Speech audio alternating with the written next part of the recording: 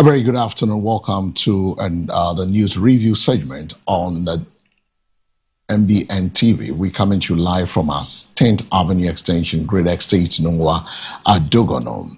Your comprehensive run-up of the biggest stories and making headlines in Ghana and around the world this week. Over the next hour, we will revisit the key developments shaping our national discourse, from justice, politics, governance, and security to education, healthcare, businesses, and also the economy.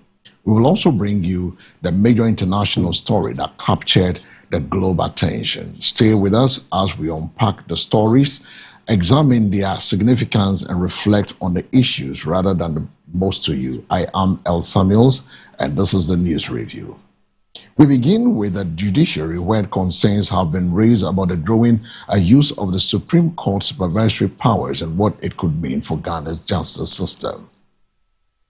Justice of the Court of Appeal, Emmanuel Akabuafo, says the Supreme Court supervisory jurisdiction is being overly invoked in ways that could weaken the country's judicial system.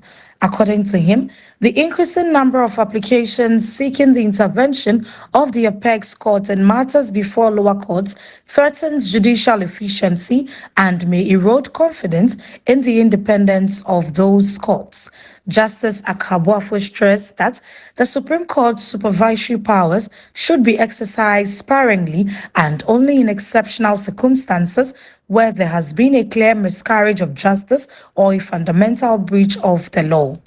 He urged legal practitioners and litigants to make greater use of the established appeals process instead of routinely seeking the Supreme Court's intervention, noting that preserving the proper hierarchy of the courts is essential to strengthening Ghana's justice delivery system.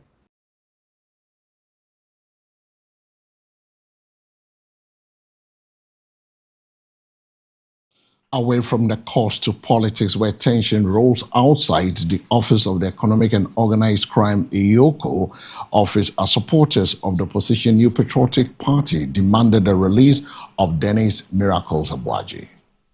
Scores of supporters of the New Patriotic Party converged at the headquarters of the Economic and Organized Crime Office (EOCO) in Accra to demand the release of Dennis Miracle Sabwaji.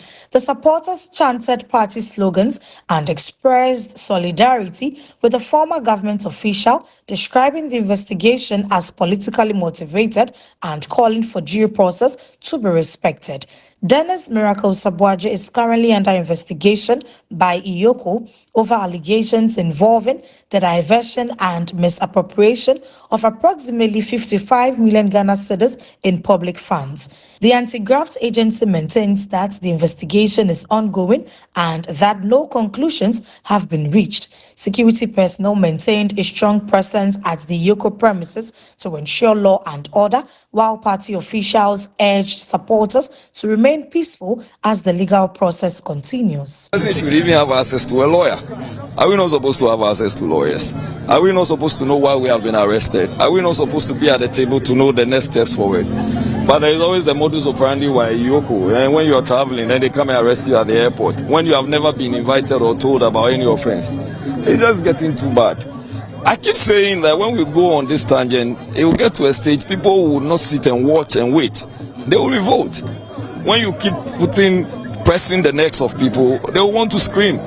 I don't know why EOCO has this modus operandi and we are just allowing it. And the CSOs have gone to sleep, all manner of people have gone to sleep, and we are watching.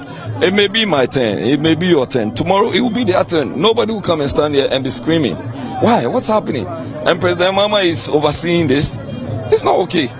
That anytime, can you ask EOCO whether or not they've ever invited Miracle Sabwaji? Nobody has ever invited him. Don't wait for him to be traveling. You don't know even if it has to do with a health situation. You don't even know the purpose of the travel. Then you just go and arrest him. And when you arrest him, you don't give him access to lawyers. You don't give him access to his family. Nobody knows where he is. Do you know where he is? Can you tell me where he is? Are we in a banana republic? We should stop this. Now to the northern region, where the Dagbon Kingdom bid a farewell to one of its most respected traditional leaders, Yana Abubakar Mahama II, was laid to rest.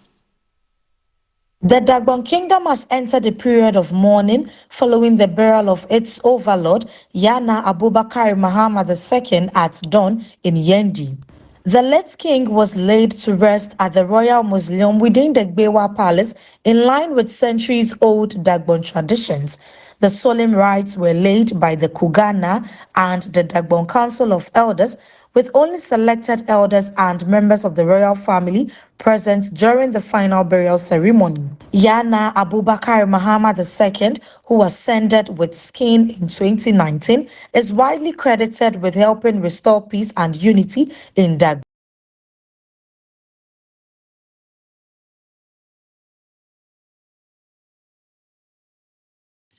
Still on national leadership, the Vice President, Professor Nana Jane Opoku-Agyeman, is urging Ghana's security services to deepen public trust through professionalism and accountability.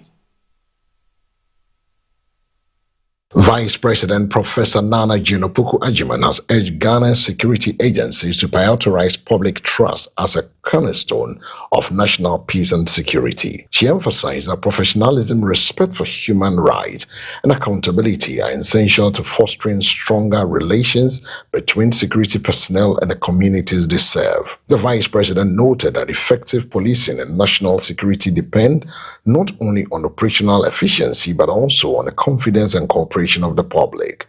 She encouraged officers to remain impartial, uphold the rule of law, and carry out their responsibility with integrity and fairness. Professor Opoku-Agyeman reaffirms government commitment to supporting the security services with the resources and policy direction needed to enhance safety and strengthen public confidence across the country. The public must have faith in us. They must have so much faith in us that they want to collaborate with us because they believe in what we are doing. That in the end, it's about their own safety. So the perceptions are important. They may not even have any basis in objective reality, but they are important. We must be friendly. We must put ourselves out there for them to know that it's for their benefit that we exist. So I just want to put out there, so we don't exploit people, we don't intimidate people unnecessarily, but we explain the basis of our actions.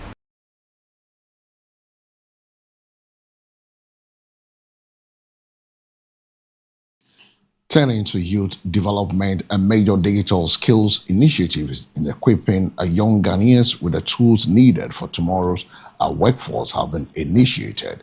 A digital Microsoft accredited digital skills as part of efforts to prepare the country's workforce. The Youth Employment Agency, in partnership with Microsoft and other stakeholders, has equipped 2,000 young people across the country with internationally recognized digital skills certification. The beneficiaries underwent intensive training in key areas including digital literacy, productivity tools, data management, and workplace technology, earning Microsoft accredited certification upon completion.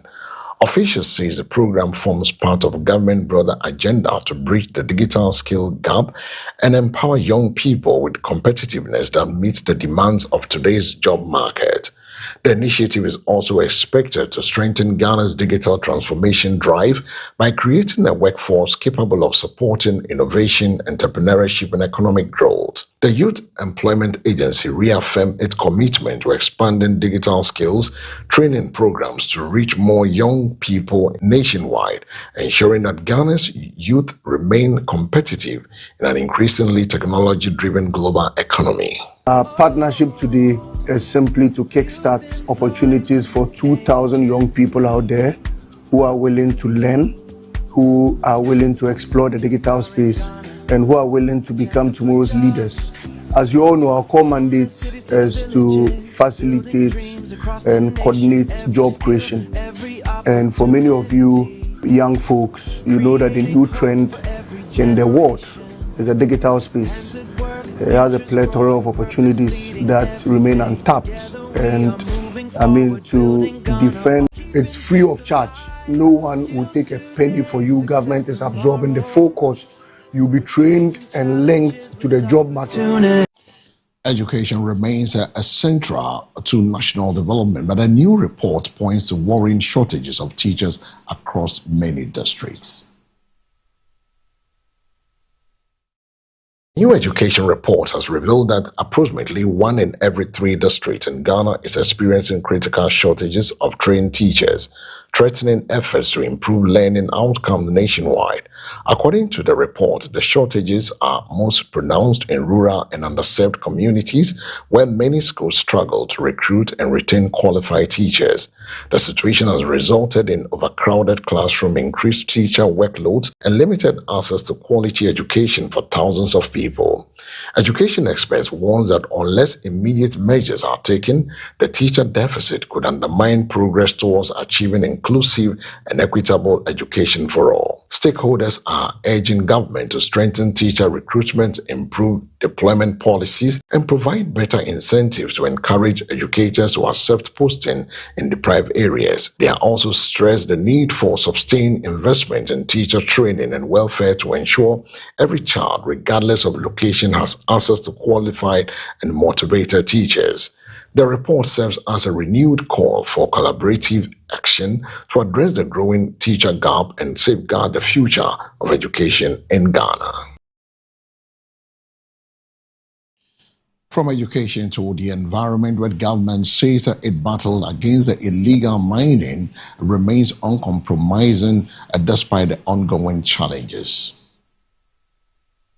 The government has reiterated its unwavering commitment to ending illegal mining, popularly known as Galamsey, declaring that there will be no retreat in the nationwide campaign against environmental menace. Speaking at the Government Accountability Series, the Minister for Lands and Natural Resources, Emmanuel Amakofi-Boah, said the fight against illegal mining remains a top national priority despite the challenges.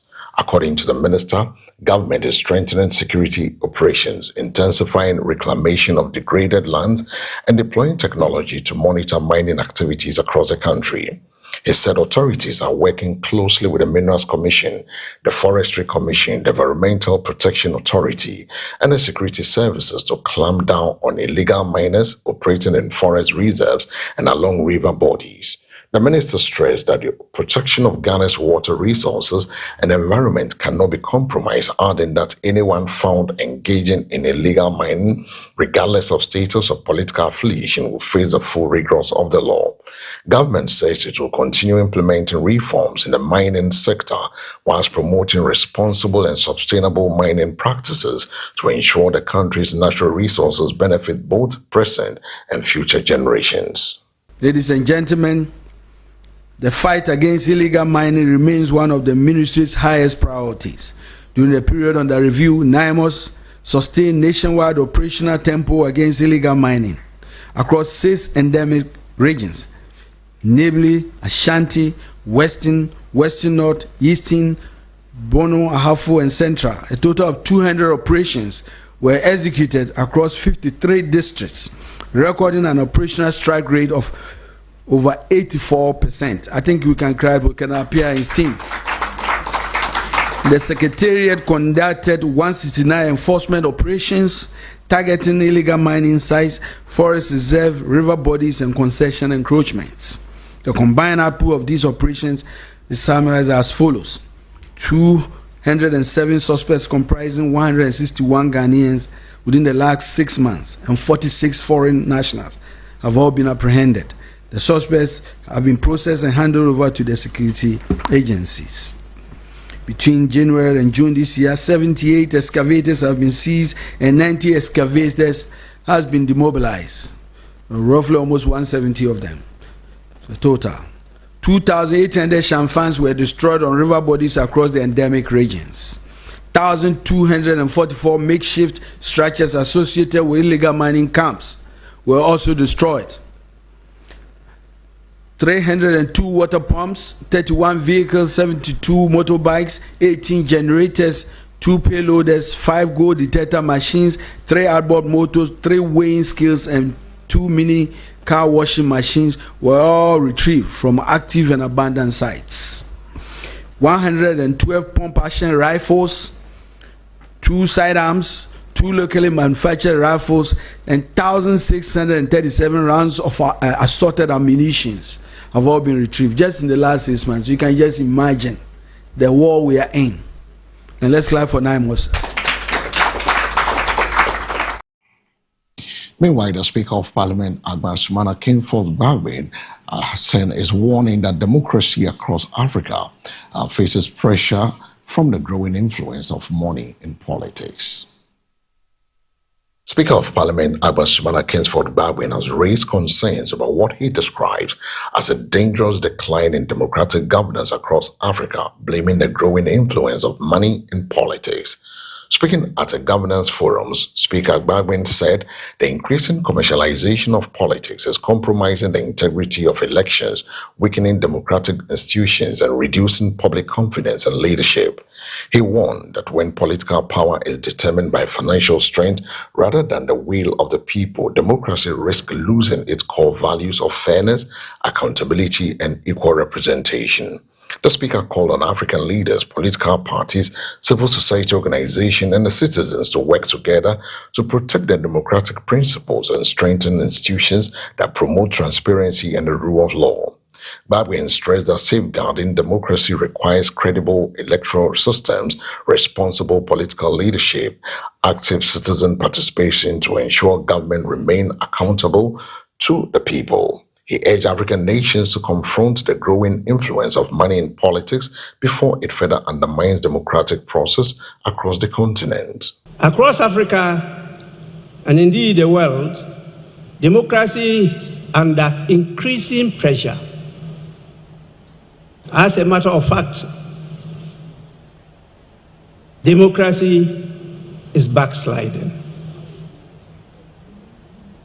While democratic institutions have expanded significantly over the last 3 decades, concerns about declining public trust, undue influence in politics, illicit financial flows, state capture, vote buying, opaque campaign financing, and funding of political parties, and the growing commercialization of political competition continue to threaten democratic governance.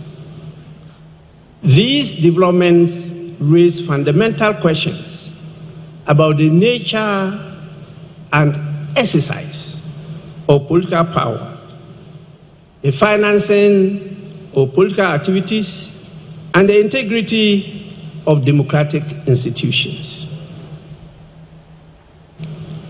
When money becomes the principal determinant of political success, democracy risks becoming inaccessible to ordinary citizens.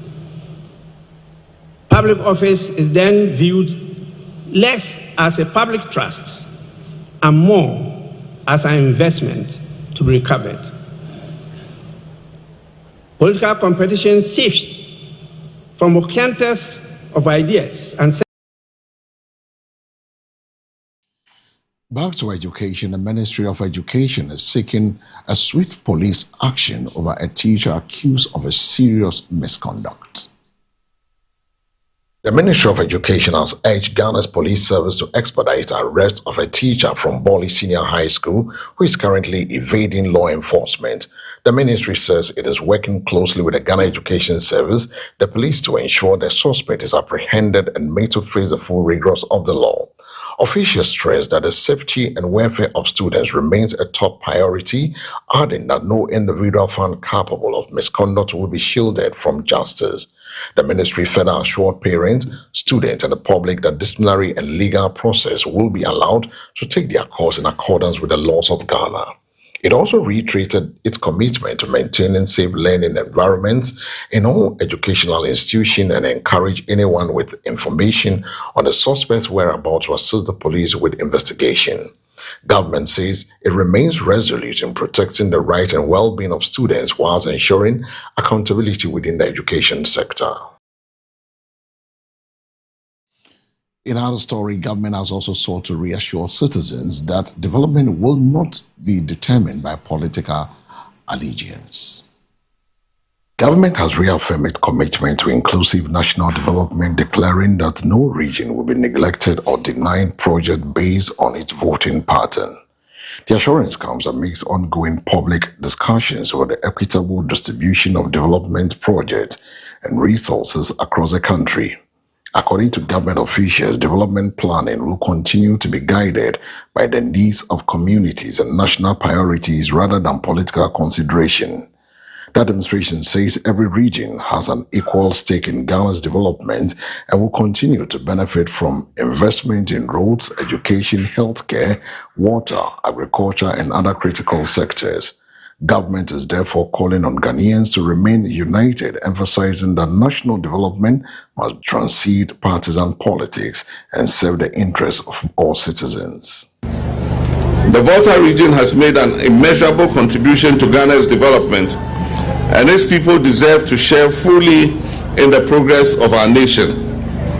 And as I said when I was campaigning for president, I said I'll always ensure that the Volta region gets its fair share of national development.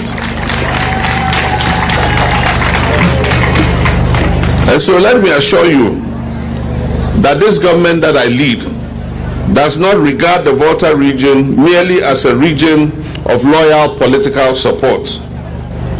We reject the notion that any part of Ghana should be taken for granted or left behind because of its electoral choices. Our mandate given to us by the good people of Ghana is to govern the country for every Ghanaian, and our commitment to the Volta region is founded on fairness, on equity, our constitutional responsibility to ensure balanced national development across the whole of the country.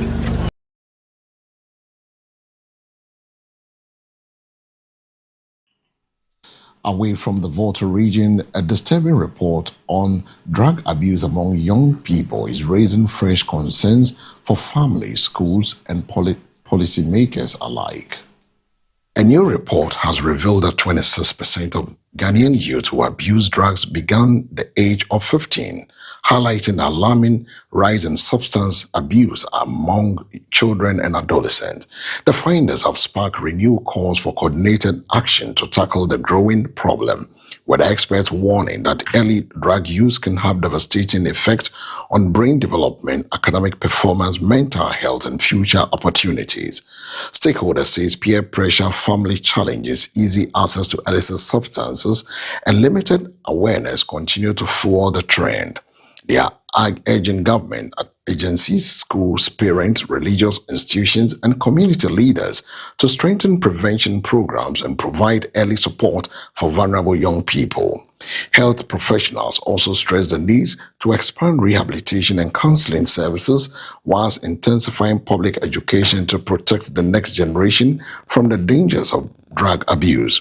Report serves as a stark reminder that addressing youth substance abuse requires a collective national effort to safeguard Ghana's future.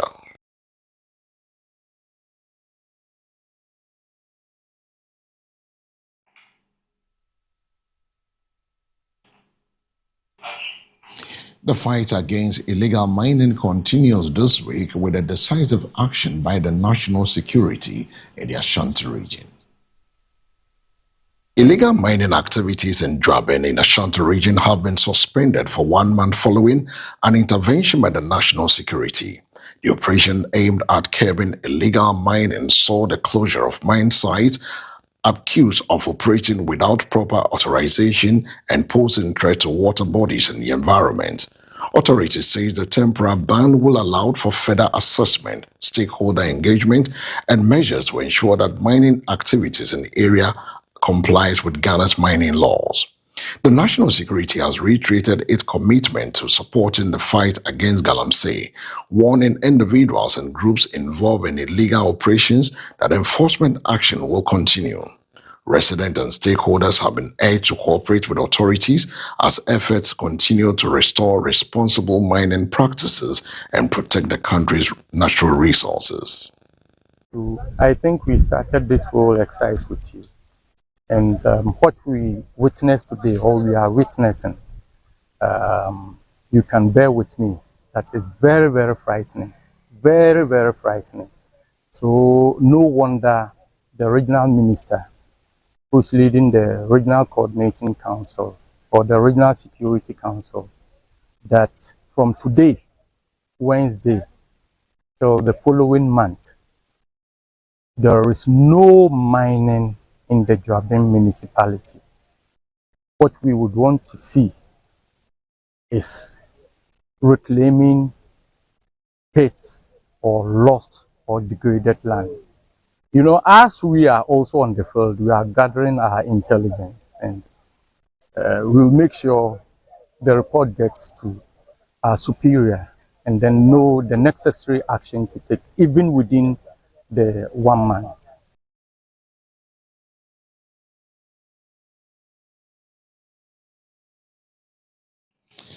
Away from the Ashanti region, on the legislative front, Parliament has approved the tribunal bill despite opposition from the minority MPs. Parliament has approved the tribunal bill following deliberation in the House despite the absence of the minority caucus, which boycotted the proceedings. The legislation seeks to modernize Ghana's tribunal system by providing a clearer legal framework for the establishment, administration, and operation of tribunals across the country. Government says the new law will enhance the efficiency of the justice delivery system, improve the handling of specialized cases, and ensure greater consistency in tribunal proceedings. The minority, however, stayed away from the sittings, raising concerns over the legislative process and maintaining its opposition to the passage of the bill. With the bill now passed by Parliament, it will be transmitted to the President for assent before it becomes law. Now the consequential motion is 29. Mr. Speaker, Attorney General Minister for Justice. The Tribunals Bill 2026 be now read the third time. I so move, Mr. Speaker. All members, motion move. Any seconder? Speaker, I beg to second the motion. All members, motion move and seconded. It is for the constitution of the House. I'll put a question. As many as are in favor of the motion number 29 at page 20 of today's order paper say aye. Aye. Those against say no. All members, the motion is accordingly adopted. An act to provide for the establishment, jurisdiction, composition, and operation of tribunals in accordance with the Constitution, establish the Tribunal Oversight Committee, and for related matters. Honourable members, the Tribunal Bill 2026 is now duly read for the third time and passed.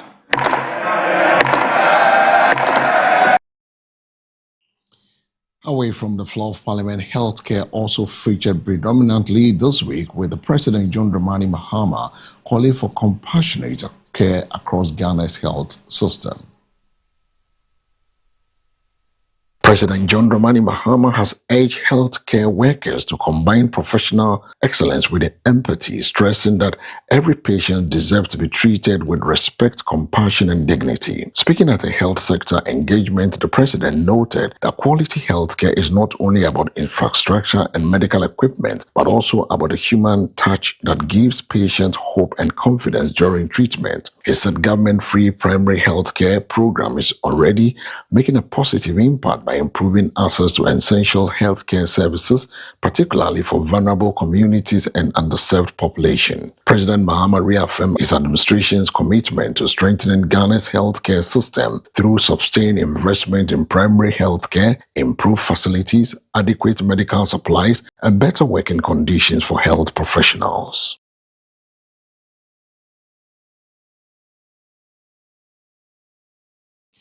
Still in the health sector, concerns are mounting over the aging medical equipment in hospitals across the country. The Chief Executive Officer of the Independent Medical Alliance for Health is urging government and health authorities to prioritize the replacement of aging medical equipment in hospitals across the country.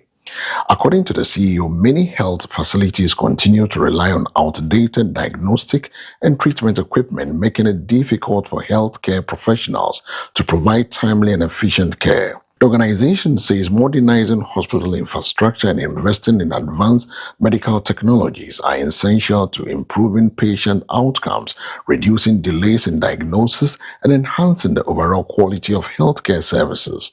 The CEO further called for sustained funding and strategic investment in health sector to ensure hospitals are equipped with the tools needed to meet the growing healthcare needs of Ghanaians. The appeal comes amidst renewed discussions on strengthening Ghana's healthcare system through increased investment in infrastructure, equipment, and human resource. Then we have inadequate staff mix. Most critical equipment or capital-intensive equipment, they have reached their end of life. 10 years is a long time in the life of a medical equipment. Look at our MRI is 40. Ambulances are 10 years old. Our IT servers they've come to end of life and we're not getting support. We're just managing until we buy a new IT server, bigger one, because we have expanded the models on our system, the Hospital Management Information System. Our CSSD 2 sterilizer, one is down. Oxygen plant needs to be changed. Digital X-ray is also end of life, but we're still maintaining, it's working for us. The gastroscope, we have to buy new ones. Patient monitors, we also buy new ones. Then high cost of infrastructure maintenance. Air conditioners you enjoy in this room, it has never been changed since the beginning of the hospital, but just because we have excellent engineers who keep the system going, we manage to keep this thing going. But they need to all be changed. For 10 years, we're sitting next to the sea, and so you can imagine what happens to the equipment. Poor visibility, yes. I'm sure you saw only 1 or 2 billboards when you were approaching the hospital. You didn't see some from Sakumono, the beach road. We are working on that currently, but they're all expensive. So we are working on that. Then cardiac catheterization lab, which I showed you, the CAT lab that was down there near the A&E, which you saw, is functional but not being used by ARIS. And that's a very, very big challenge. We need support from this committee. Either we get our own and operationalize it for ourselves, IMA, and that will bring us much more benefit, because that's one of the key areas, government priority areas to set up CAT labs. I think so far you've set up 4 CAT labs in some of the 4 teaching hospitals that I know of. I think IMA should also get one.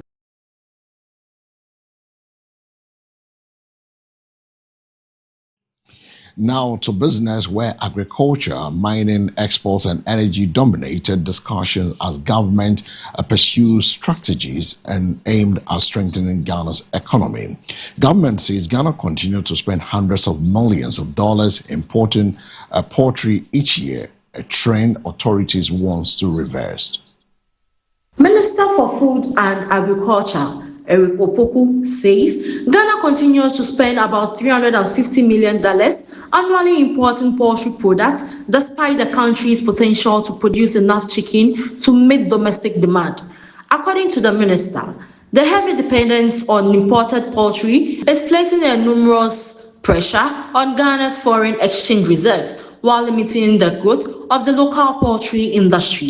He says government is implementing measures to revive the sector through increased investments, improved access to quality feed and breeding stock, and stronger support for local poultry farmers. Mr. Opoku expressed confidence that with sustained policy interventions and private sector collaboration, Ghana can significantly reduce poultry imports, strengthen food security, create jobs, and boost country's agricultural economy. Boosting household food and nutrition security.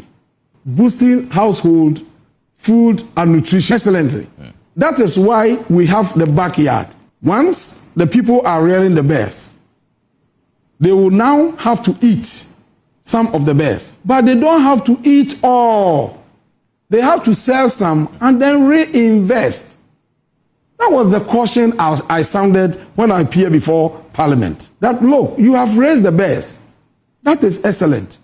But once you have been considered and given even 10, 20, 50, whatever you are given, you have the right. You are a human being.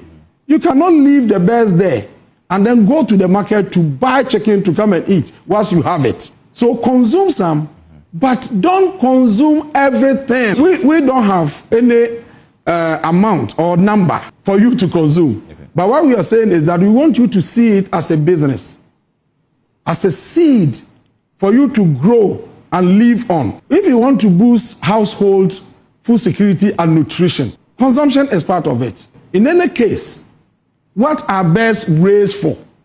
Are they clocks to be fixed on the wall for people to look at? They are meant for consumption, and indeed local consumption. So even when you encourage them to sell, they are selling to local people for consumption. So the ultimate of this investment is to boost local consumption so that people can develop taste for locally produced birds. And that will shift the demand for imported poultry to locally produced ones. Because as we speak, on annual basis, we spend $350 million United States dollars to import poultry products into Ghana.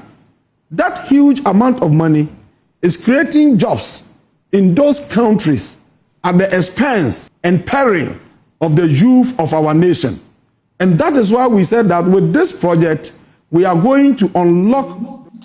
The mining sector is also undergoing a significant reforms aimed at promoting responsible and sustainable resource management.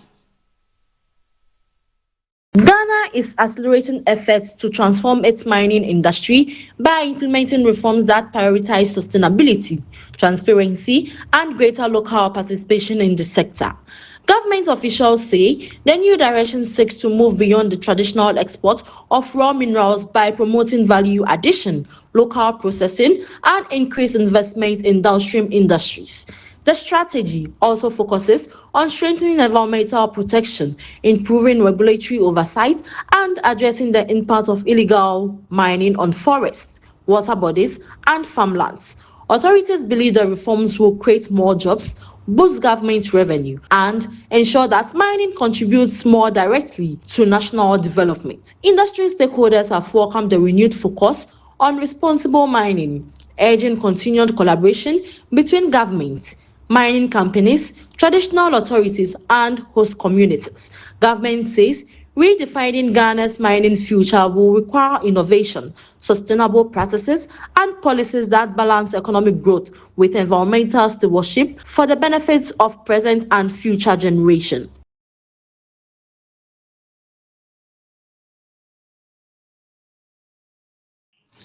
There was an encouraging news in Ghana's cocoa industry as new export opportunities open in the Gulf region. Government has announced a successful opening of new Gulf markets for Ghana's value-added cocoa products, a move expected to boost exports and strengthen the country's position in the global cocoa industry. The development forms part of ongoing efforts to shift Ghana from exporting primarily raw cocoa beans to marketing processed products with higher economic value. Officials say the expanded market access will create new opportunities for local cocoa processors, increase foreign exchange earnings, and support job creation across cocoa value chain. Government believes exporting finished and semi-finished cocoa products such as chocolate, cocoa powder, cocoa butter, and cocoa paste will enable Ghana to retain a greater share of industry value while reducing dependence on raw bean exports.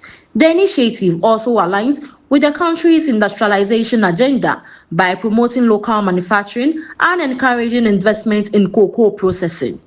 Government says it will continue exploring new international markets while supporting local producers to improve product quality, competitiveness, and global market access.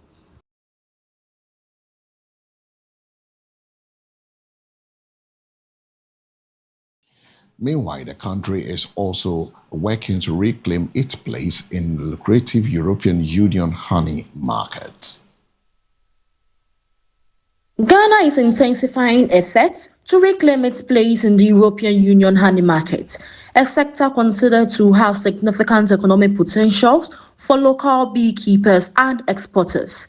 The move comes as stakeholders focus on improving production standards, ensuring food safety compliance, and meeting strict international requirements needed to compete in the global honey industry. Officials say strengthening Ghana's honey value chain will not only restore access to key export markets, but also create more opportunities for farmers, especially those involved in beekeeping and agro-processing.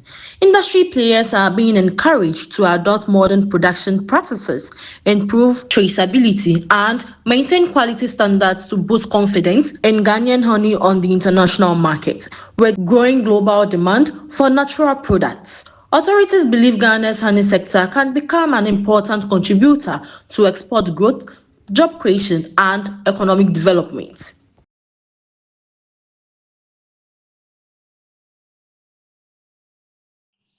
And although plans to expand the oil refinery capacity of Tor have been welcome, industry experts say consumers should not expect immediate reductions in fuel prices. The Chamber of Petroleum Consumers say increasing the country's refining capacity alone is not enough to guarantee an immediate reduction in fuel prices.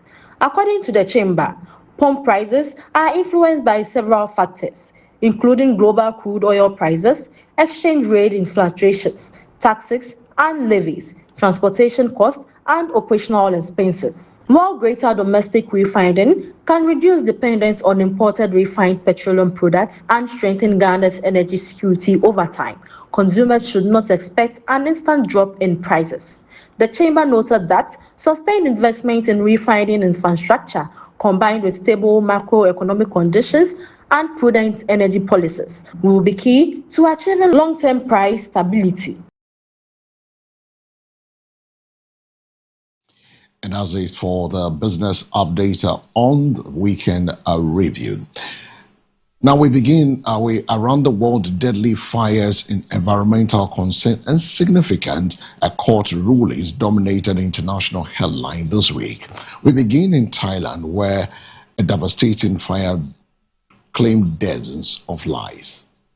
Thai authorities say at least 28 people have lost their lives following a fire at a bar in the capital, Bangkok. The blaze, which broke out while patrons were inside the establishment, spread rapidly, trapping several people and leaving dozens with severe burns and other critical injuries. Emergency responders rushed to the scene to extinguish the fire and rescue survivors, while the injured were transported to nearby hospitals for treatment. Authorities have launched an investigation into the cause of the fire, including whether safety regulations were observed, as the country mourns one of its deadliest entertainment venue disasters in recent years. Things happened very quickly, and there was blasting, and everybody tried to flee themselves from the smoke. The deceased bodies out for there are already 27 bodies. The rest were sent to hospitals already, and we are still checking their condition. From Bangkok to Brussels, another tragic fire is under investigation after several bodies were discovered in a lift shaft. Several bodies have been discovered in a lift shaft after a fire torn through a building in central Brussels. Emergency crews are responding to the blaze found the victims inside the shaft as they carried out rescue and search operation. Authorities say the fire caused extensive damage to part of the building, forcing evacuation as firefighters battled to bring the flames under control. Identities of the victims and the exact number of people affected have not yet been fully confirmed. Investigators have launched a probe to establish what caused the fire and why the victims ended up in the lift shaft. Officials have expressed condolences to families of those who lost their lives, whilst urging residents to remain vigilant about fire safety measures. The incident has renewed concerns about building safety and emergency response systems as authorities continue their investigations.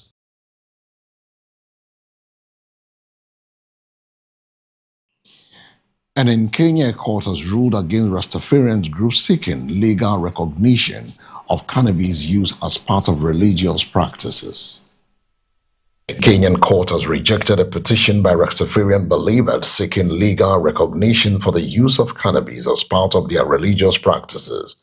The Rastafarian community has argued that cannabis, which they refer to as a sacred herb, forms an important part of their spiritual expression and should be protected under constitutional right to freedom of religion. However, the court ruled that existing laws prohibiting the possession and the use of cannabis remains valid and that religious beliefs do not automatically exempt individuals from national drug regulations. The decisions has disappointed members of the Rastafarian community who says the ruling limits their freedom to practice their faith. Authorities, meanwhile, maintain that restrictions on cannabis are necessary to protect public health and enforce national drug control laws. The case has renewed debate in Kenya and other African countries over the balance between religious freedoms, cultural practices, public health, and drug regulations.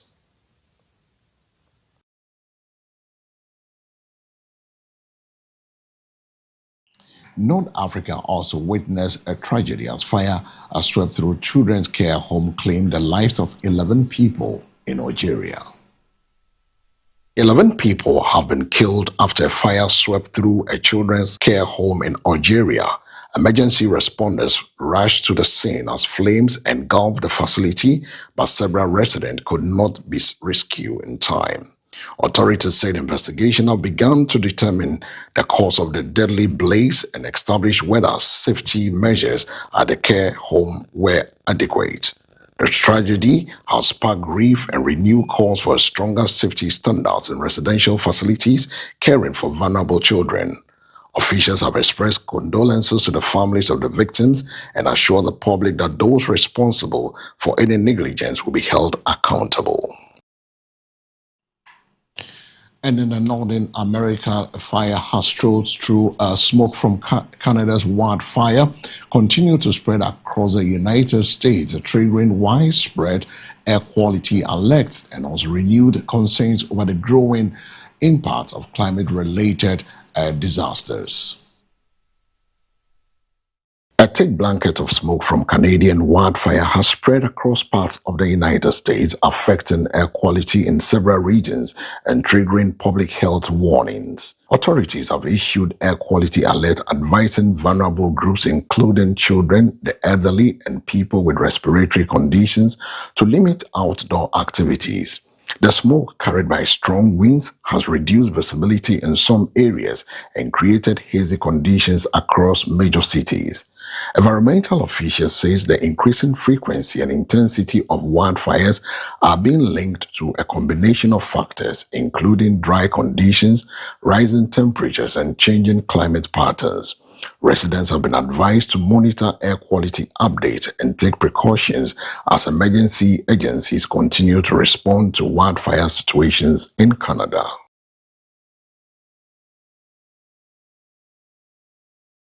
And those were the major stories making headlines this week across Ghana, the business community, and around the world. And as always, this development reminds us that informed citizens are empowered citizens. Thank you for making News Review part of your Saturday. For more news and update throughout the day, stay with MBN TV and follow us on all our digital platform.